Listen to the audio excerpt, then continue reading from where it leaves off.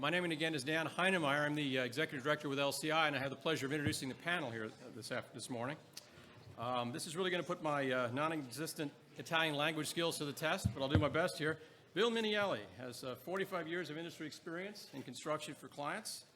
His roles have included Vice President and owner of his own construction company, as well as Division Manager, Chief Estimator, Land Development Manager for other contractors. He's currently Senior Division Estimator for Hubbard Construction Company. Next we have Mitch Miorelli. Mitch has had a short but very distinguished career with Walt Disney Imagineering. He transitioned from an intern in sourcing and procurement department to leading and managing a large resort project, and his LPD experience has been focused on resort renovations and new builds. Next we have Carl Ross, our designer. He's in early 1982, he launched his design career. Since then, he's put his signature touch into a vast range of solutions, from large-scale resorts and urban hotel renovations to one-of-a-kind residences, casinos, restaurants, and boutique hotels. He's resident in the LA area, and I spoke to him earlier. He's a real aficionado of lean. It's great to see that. And last but not least, Chris Dirks. Chris has been our champion on a number of these presentations, and since he's moderating today, I'm stepping in to help out a little bit here. Chris is the East Coast leader of lean and IPD for DPR Construction. He's worked on a wide range of technically challenging projects across the country in a variety of roles. He's now a big advocate for the implementation of lean processes in IPD in order to bring more value to project delivery. And you have more complete bios in your app if you'd like to read up on these folks. Chris, I'll turn the program over to you. Excellent. Let me fix this. Don't want that.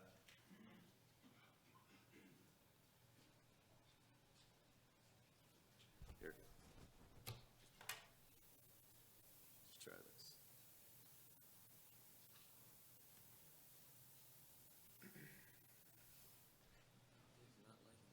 Voila. All right.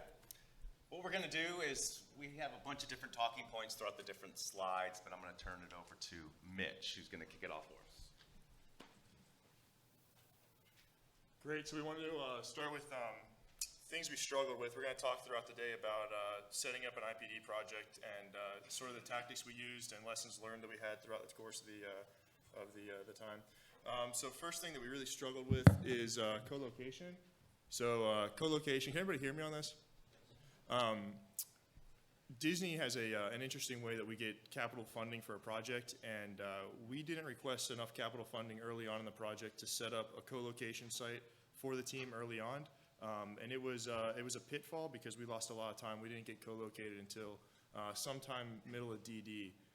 So lesson learned is if you're looking for funding early on, make sure that you include enough funding to get the team co-located and bring all the parties together. Schedule awareness. So we put together a schedule internally as Disney of what we thought the project was going to take to design and then deliver. And we included that in the RFP. Everyone substantiated it, said, yeah, okay, this looks about right. And then we really started tracking heavily on budget and didn't spend a lot of time on schedule. And I think looking back, we would have spent more time on schedule and elaborate a little bit further on our early planning sessions. Establish the burn rate. So soft costs, we hired everybody, went over the agreement, how this was all going to operate, and then everyone just started charging the job, and invoicing was a little bit confusing, and how everyone was tracking against the RFP and against what they were projecting was difficult. So if you're setting one of these up, I think the suggestion is to make a really simple spreadsheet, as simple as you can possibly make it, to track everyone's soft costs across the entire job like it's one organization. And use that as your staffing plan for the entire duration of whatever your next milestone is. You can go all the way through construction, all the way through your next phase of design, but it's really pivotal. And then target value design. So we did a pretty good job at setting up an estimate and setting up a budget, but we continued to rehash everything. As Robert mentioned in the last presentation, Disney, we change a lot. So we would set up an estimate, we'd agree upon something, and then we kept rehashing. So we had some difficulty here, and I think if we would have had a little bit more well-established budget awareness early on for the design trades, we could have supported that a little bit better. Cool. Sounds good.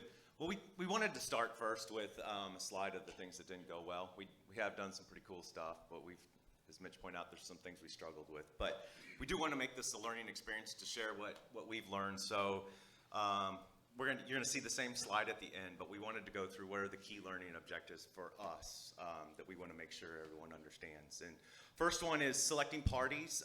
The interview process, the workshop, it's something that's very different, so we want to go through some specifics with that. Really, as Mitch talked, really think through the co-location strategy, how that relates to funding, however that needs to be made. It really is a huge thing.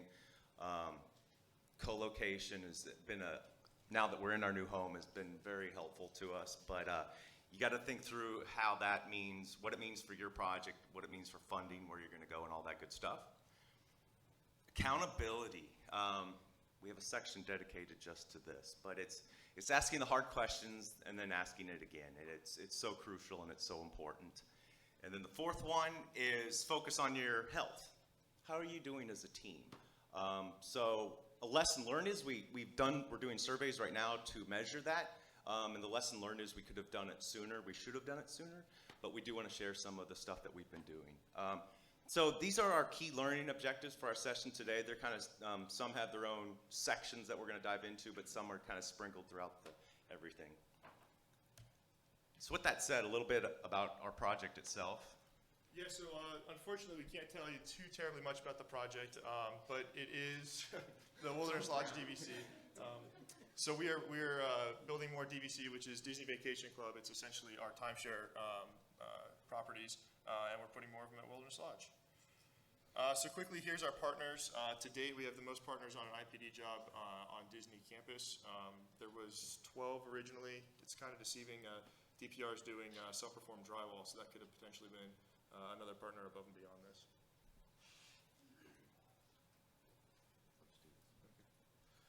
So numbers, everybody likes numbers, right? So I want to go through some of these things. Starting in the top left-hand corner, the number 10. We are self-performing, but I counted us as one up there. But we have 10 partners that are signatory to our agreement. As you see, there was 11. Through some hard conversations and mutual understanding and agreement, one partner decided not to move forward with this project. The middle number, 78%, we do track our PPC during design, and PPC is percent planned complete, so it's measuring our ability to plan and execute the agreements that we make, and we have a system that helps us collect that data that we'll talk about later. The number 6, months it took to agree to an agreement. So commercial terms and everything else that goes along with it did take our team some time because it was new to a lot of us, but we worked through that with a lot of help from internal folks from Disney and also some outside helps, which got us to 6 months, but it worked best for all of us.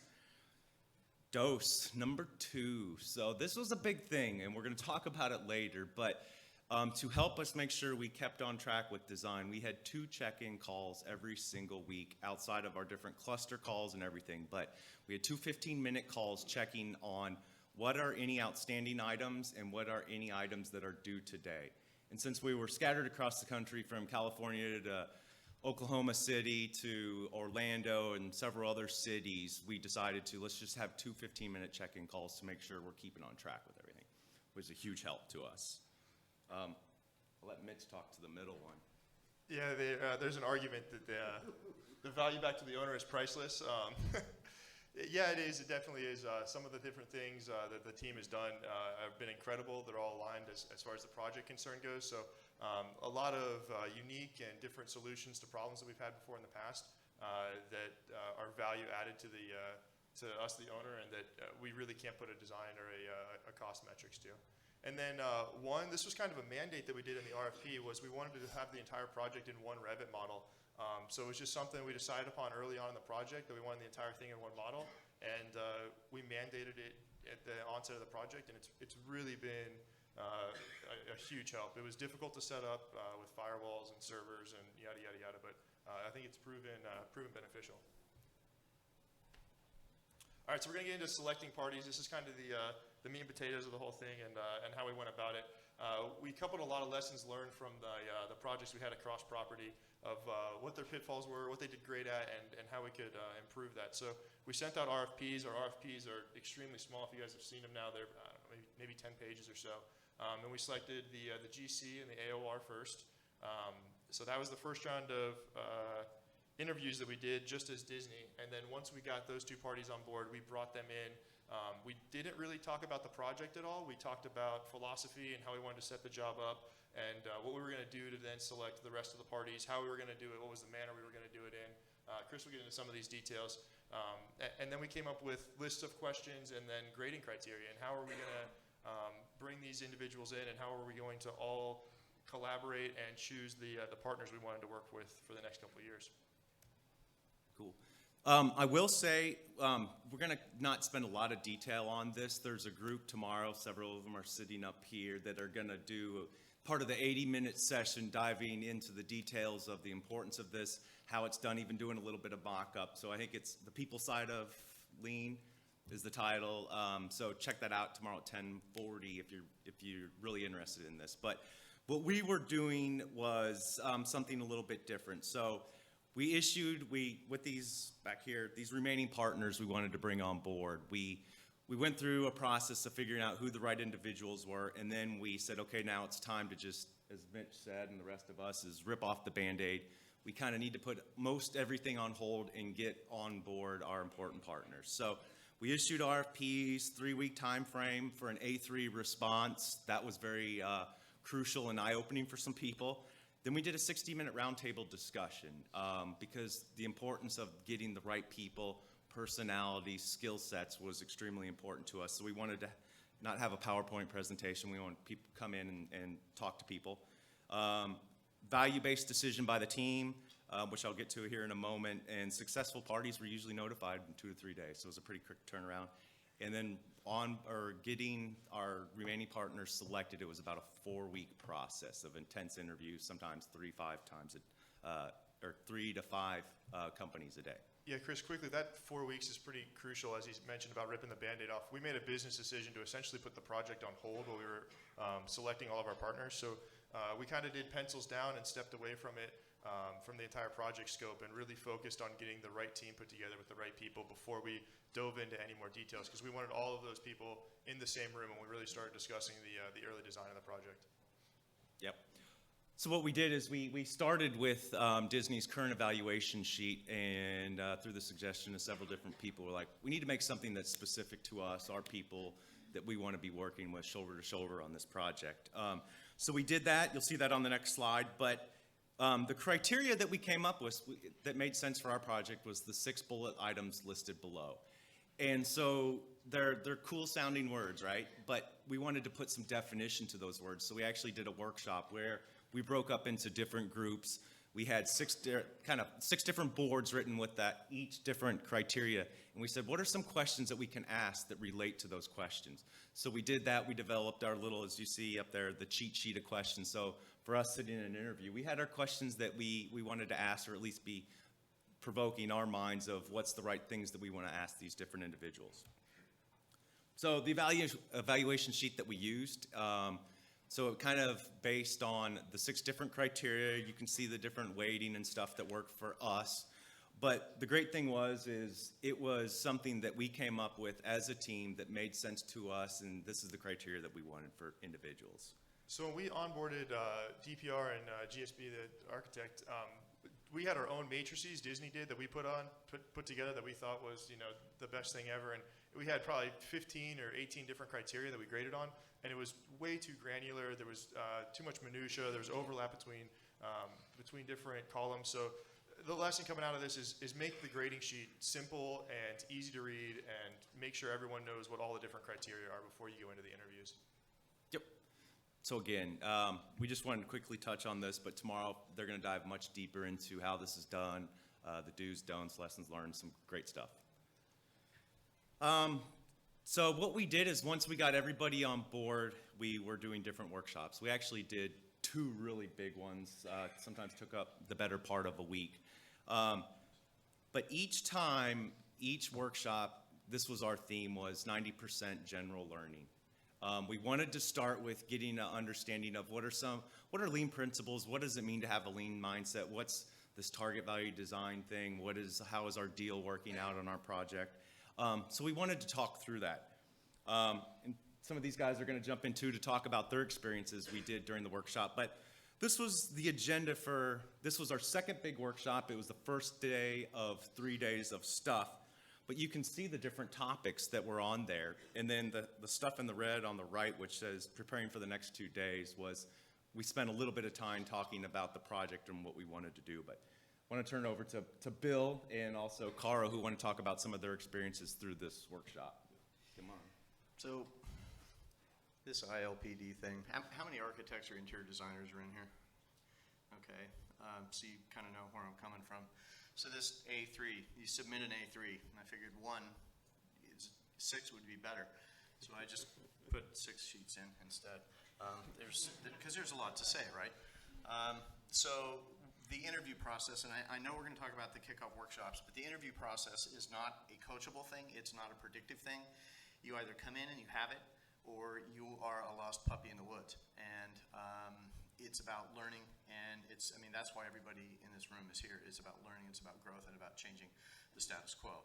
So if that's how you and or your company are hardwired, this will be a really good fit for you. So we spend 3 days in a workshop. Not once for the first 2 days did we hear anything about the project. I'm like, what's the scope? What, is there, like, what exactly is this?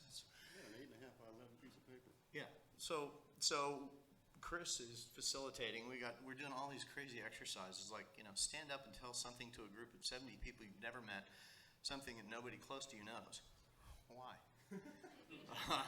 So a lot of this is, now that we know, is about transparency, and it's about letting people that you're going to be on a really intense, close team with get to know you. And so that process and that unveiling is incremental. It's comfortable for some, probably not for very many. So I don't know. It's what you're. I'm going to ask a similar question. How many trade partners are in here?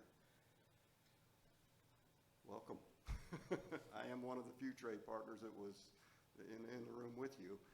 And for us, it was a major step, because we've been in the public world and in the private world, and we've had one-on-one conversations with owners, civil contractors, and for us to walk into a room with trade partners, with plumbers, architects, engineers, the owners, everybody, it was almost overwhelming. And one of the things that stuck out in our minds as our group walked in was the rules of engagement. And to see that up on the board, and to realize that we're all in this together.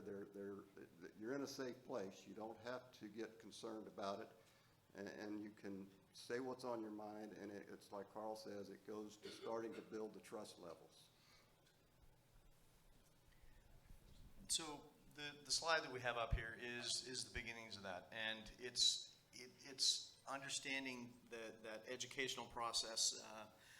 The main purpose is to getting to know everybody, and it's fundamental to how smooth things go, because if you're guarded and you're not giving 100%, everybody can tell. And it's just like a relationship. If you do 50% and I do 50%, it's not going to get anywhere. Everybody's got to do 100%.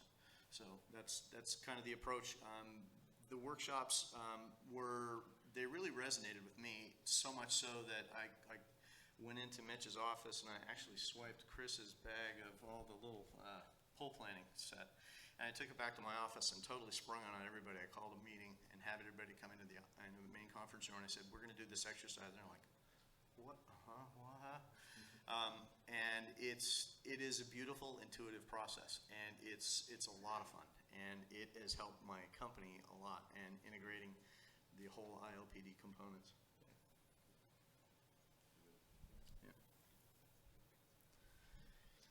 Well, all right, so we're going to talk about clusters a little bit. Defining and organizing our clusters, or as Rachel said in the last one, the tribes. We chose to go cluster instead of tribe. Defining those clusters early is really important. Determining the cluster leader for each one of those, outlining and agreeing upon the responsibilities, and defining the regular call-in, check-in times is really big. And I'm gonna jump to the next one, because the targets, the target value design clusters, with respect to the interiors one,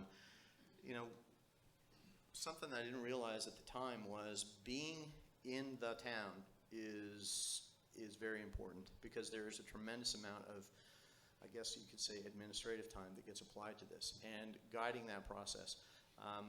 The beautiful thing about this is that when everybody is an expert and you have this team of these very many talented individuals, everybody gets to contribute. So as last planners, the person that's guiding this really knows what the heck they're doing.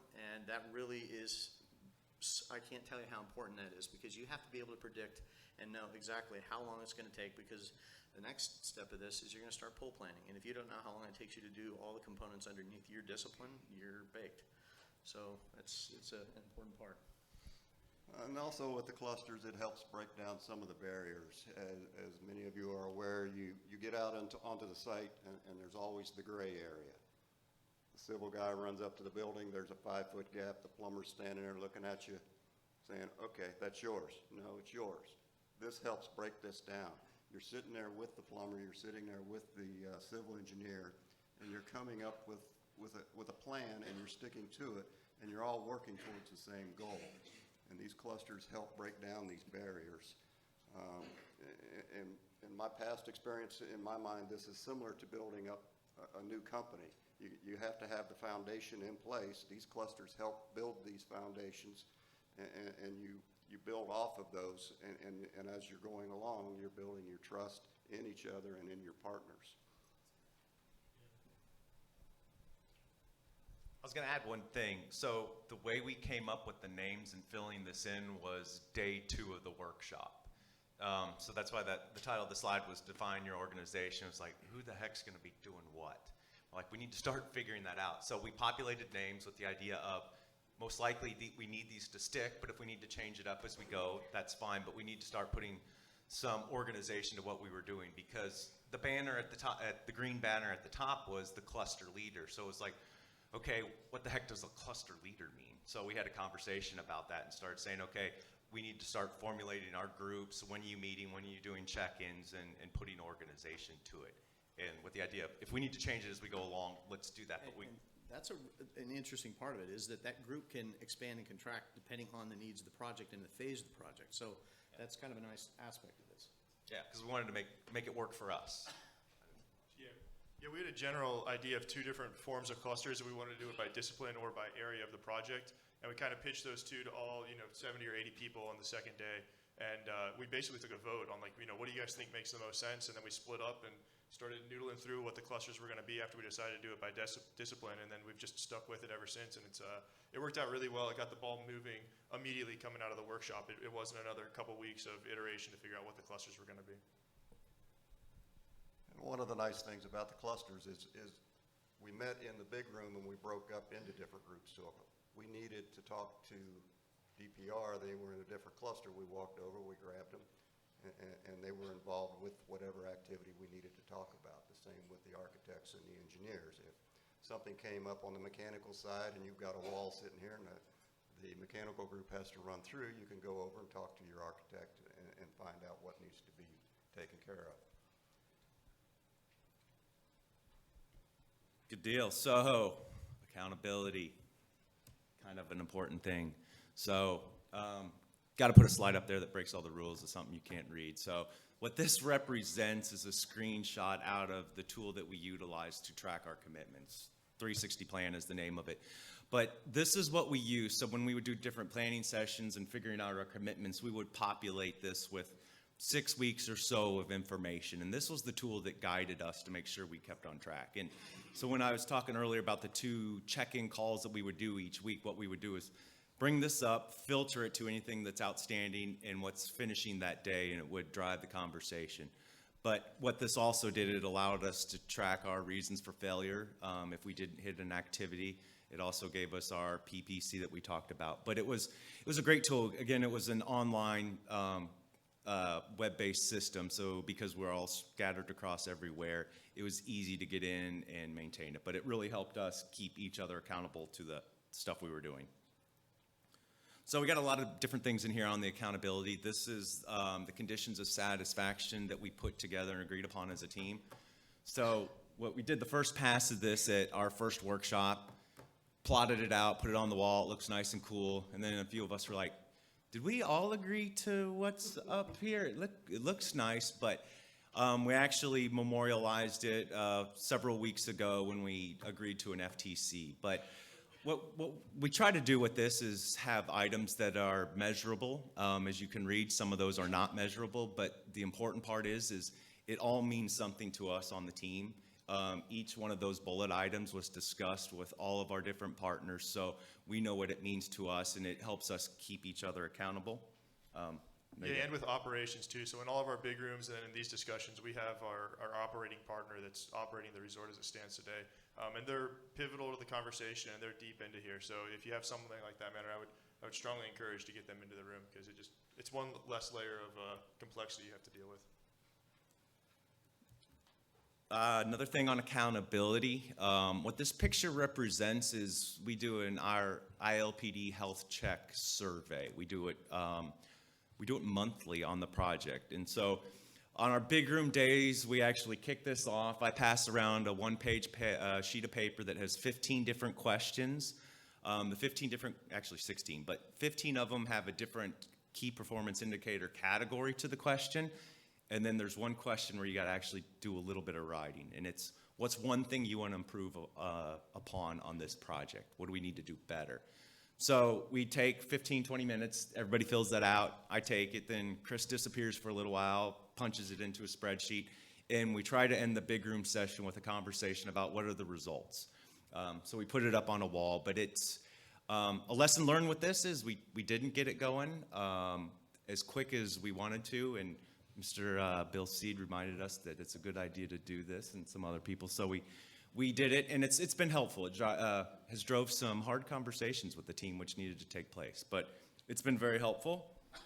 Something I want to just drop into is that Chris is a very good facilitator, and gently goading people that tend to be really quiet at this is one of the issues. Is it's only as good as the feedback that you're giving it. And if you're not opening your mouth and you're not participating, then you're actually part of the problem.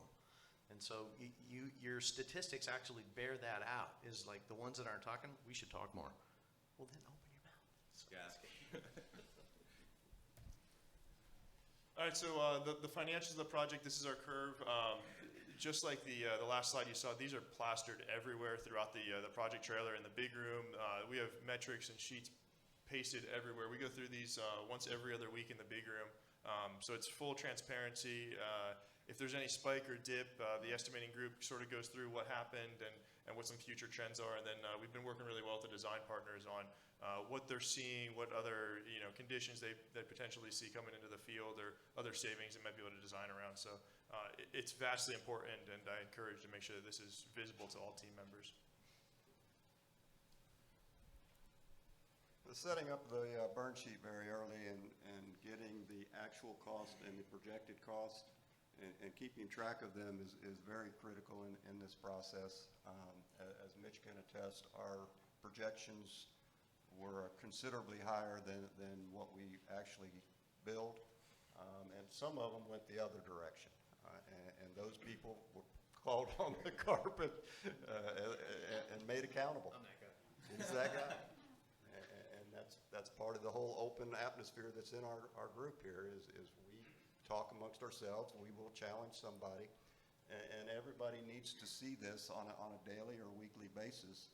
And it's out on, in our case, it's on Box, and everyone has access to it. We know what the hourly rates are. We know what the multipliers are. And if you're a trade partner, you will soon learn what multipliers are, and what is included and what is not included in them. Yeah, so we did a stand and deliver with this too. This is one of the things that I mentioned earlier on we really struggled with. And so once we got the whole list permeated and everybody's soft costs into the system, we did a monthly stand and deliver. We're still doing it, where you have to stand up and say, well, why are you going to burn all those hours?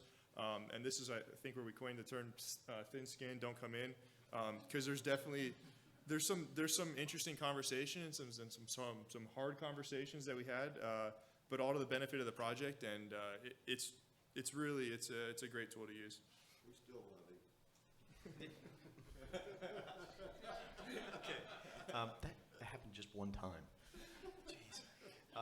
So part of that stand and deliver is, it goes back to the transparency, but it's also having the insight as an outside entity of looking at different disciplines, whether it's a trade partner or a design partner, and having that almost introspective, like open up the hood and let's see what's really going on.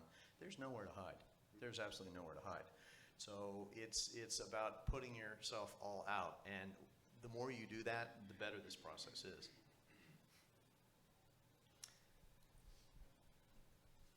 Pool planning is very critical in this process also, establishing your milestones and working your way back to what it takes to get to that milestone. From our perspective, it was a learning experience because we're used to looking at construction part of it. We don't look at the design, we don't necessarily look at the permitting aspect of it. And again, this helps with the accountability. This helps with what we used as the BIM 360, keeping track of all these, putting these milestone dates in, going to each partner and knowing what needs to be. I'm not looking at you, though. I know. Knowing what needs to be accomplished to meet these milestones. Carl, you want to talk a little bit about the list that we created at? So this list of what you have to have when, and I mean, you can see if you go back one slide, I think, so you look at on the far left-hand side, that's all those colored tags are all the people that every one of us, and it's, you know, we got DPR, we got Hubbard, we got, you know, architect and design, we have this whole list of who owes what to whom, and we have to go through that entire process. And it's almost this reactionary environment where you think you know all the pieces, and you've got all your colored things out, and you got your stickies, and then you start putting it up, and then he comes in and says, well, no, I got to have that sooner. And it's like, oh, so there's a lot of back and forth with that. I mean, go ahead and put that. Facilitator is very critical in this process.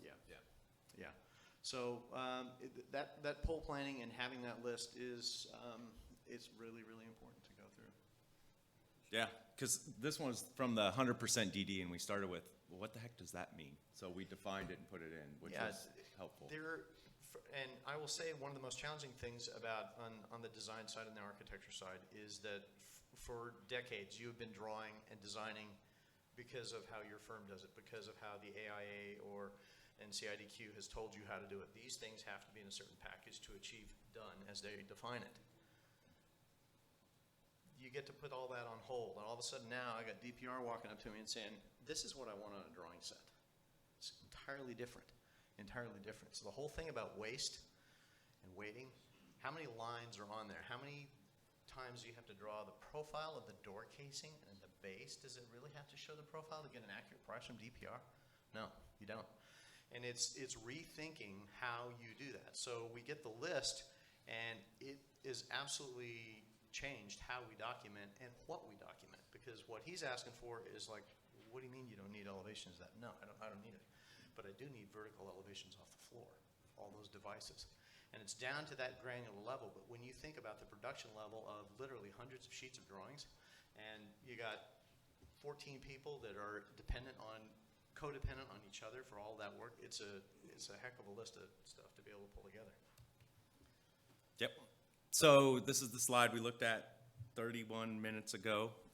So these are our key learning objectives. We want to open it up for questions, but as you can see throughout the different themes, I mean, the people side of this is huge. I mean, if you look at our name tags, we had name tags made for everybody on the team, so kind of in Disney theme and spirit, it's our first name and our hometown, but it's cool. You can't underestimate the power of the people, getting them on the board, what that means, and making sure everybody's enabled to provide value to the team.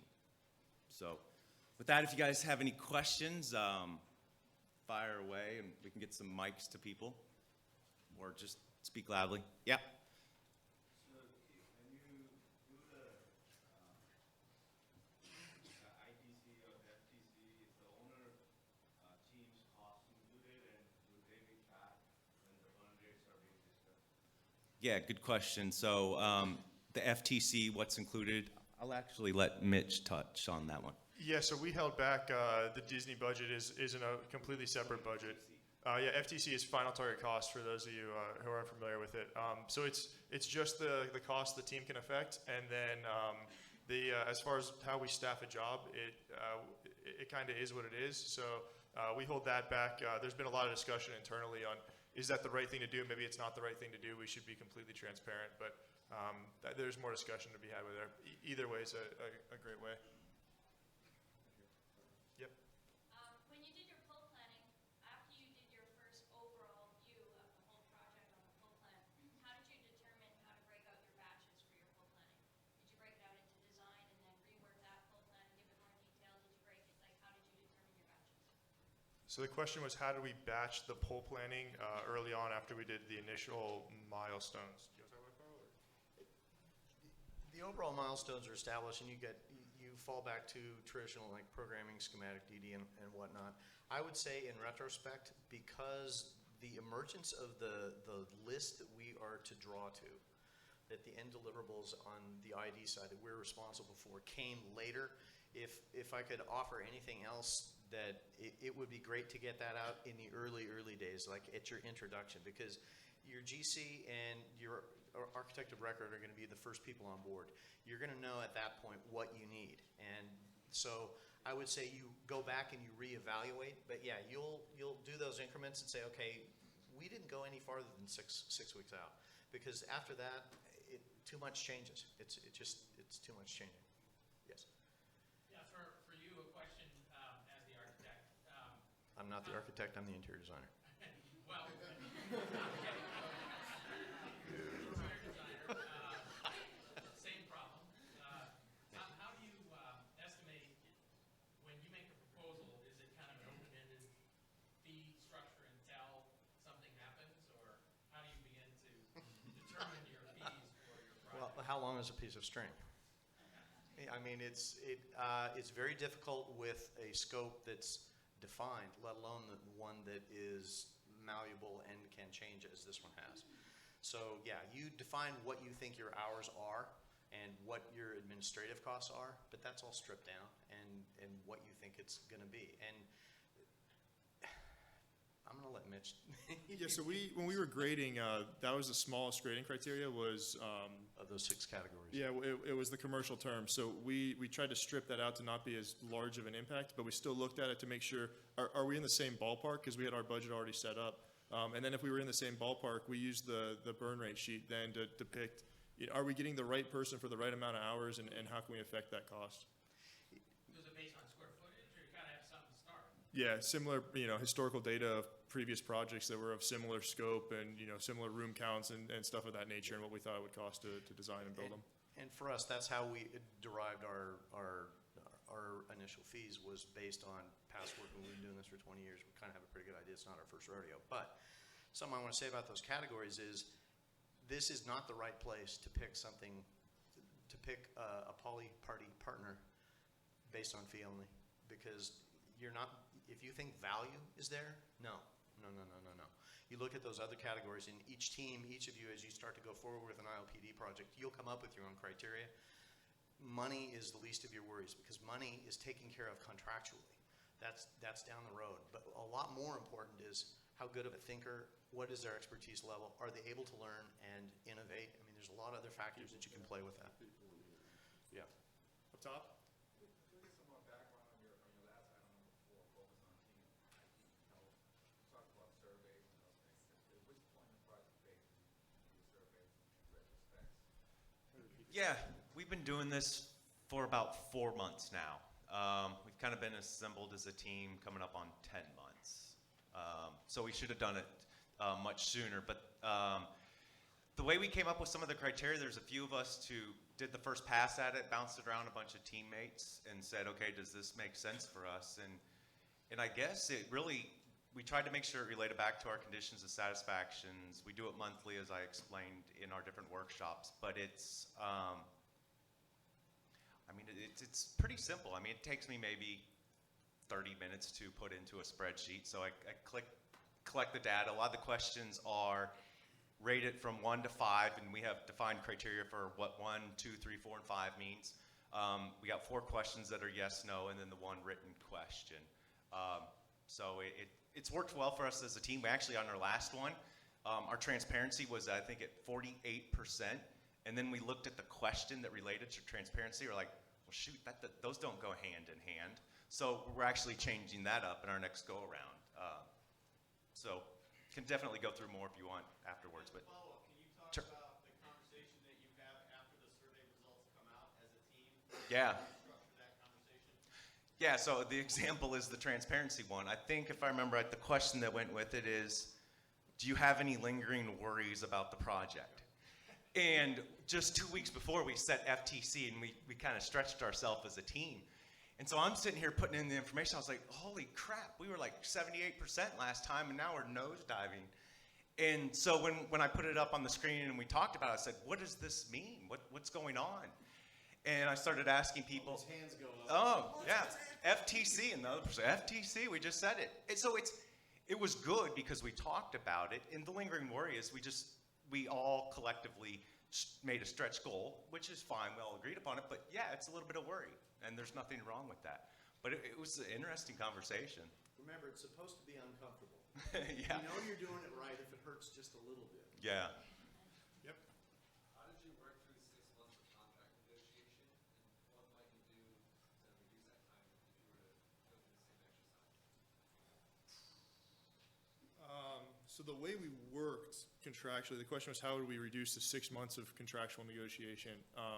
We signed everybody up under professional service agreements like we would traditionally in a traditional world with the intent that you would be rolled into an IPD agreement.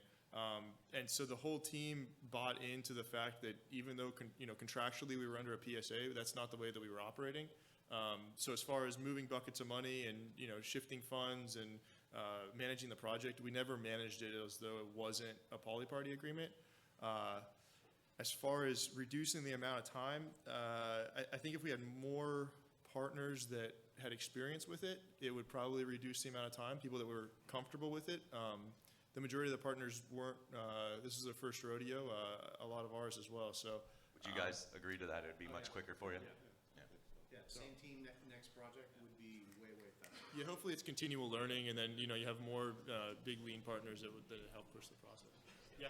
I know we are past our time, so I want to be respectful to everybody that's in here because I know we're standing in front of you in front of lunch, so that's next on the agenda. But we're going to hang around, so if you got any questions, thanks for coming. Hopefully you learned a thing or two today.